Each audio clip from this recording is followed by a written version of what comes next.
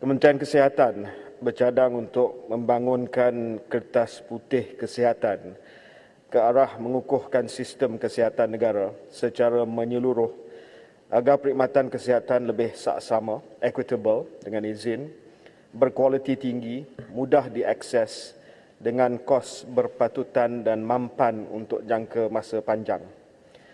Usaha pengukuhan ini adalah penting bagi memenuhi keperluan kesihatan rakyat selari dengan status Malaysia sekarang sebagai negara berpendapatan sederhana tinggi dan untuk masa depan. Semua usaha ini akan melibatkan pendekatan whole of government dan whole of society dengan izin bagi menggembeling tindakan pelbagai pihak dalam memastikan kesihatan rakyat lebih baik.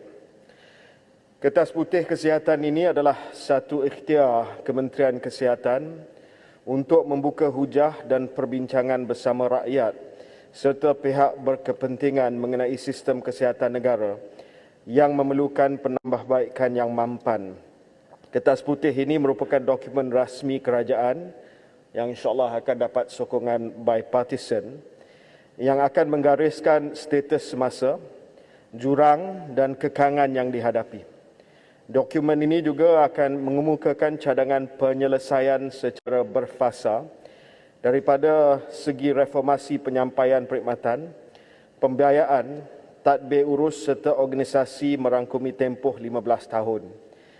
Penyediaan kertas putih kesihatan ini akan mengambil kira hasil serta syur pelbagai kajian sistem kesihatan yang telah dilaksanakan sebelum ini dan juga pandangan pihak berkepentingan termasuk rakyat melalui sesi libat urus.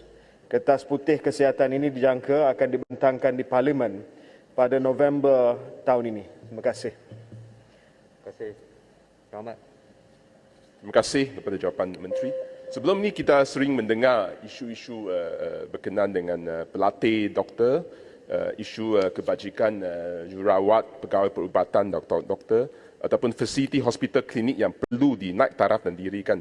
Pesakit yang mengadu bahawa masa menunggu yang lama dan keperluan juga pelbagai kesedaran kesihatan sama ada kawal obesiti ataupun cancer awareness. Soalan saya, dapati bahawa terdapat underinvestment iaitu peruntukan yang kurang atau tidak mencukupi untuk diberikan kepada Kementerian Kesihatan.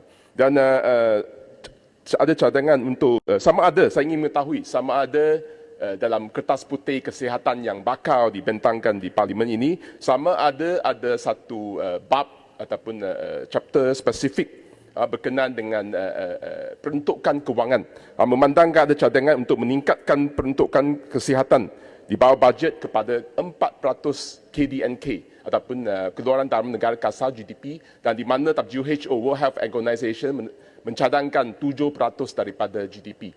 Dan apakah komen Menteri berkenaan dengan chapter untuk tambahan peruntukan ini untuk menyelesaikan masalah-masalah yang saya timbulkan tadi? Ahli Yang Berhormat tepat dalam pandangan iaitu soal pembiayaan menjadi isu yang penting untuk sistem kesihatan awam negara. Dan boleh saya nyatakan di sini bahawa Malaysia sebagai sebuah negara yang berpendapatan sederhana tinggi telah pun melaksanakan pelaburan yang kurang daripada jumlah yang optimum setiap tahun. Malah saya boleh kata ada chronic underinvestment dengan izin terhadap sistem kesihatan awam negara. Sebagai contoh, berdasarkan laporan Ketua Audit Negara pada tahun 2018 di Jabatan Kecemasan dan Trauma di Hospital Kerajaan, kekurangan kaki tangan, kesesakan akibat beban pesakit tinggi, kekurangan dana dan peralatan yang tidak mencukupi adalah antara perkara yang menyebabkan perkhidmatan kesihatan tidak dapat disediakan dengan baik. Dan kekurangan ini bukanlah sesuatu yang terpencil kepada Jabatan Kecemasan dan Trauma di hospital saja. Namun ini reflektif kepada keseluruhan fasiliti kerajaan, kesihatan kerajaan yang merangkumi klinik dan juga hospital.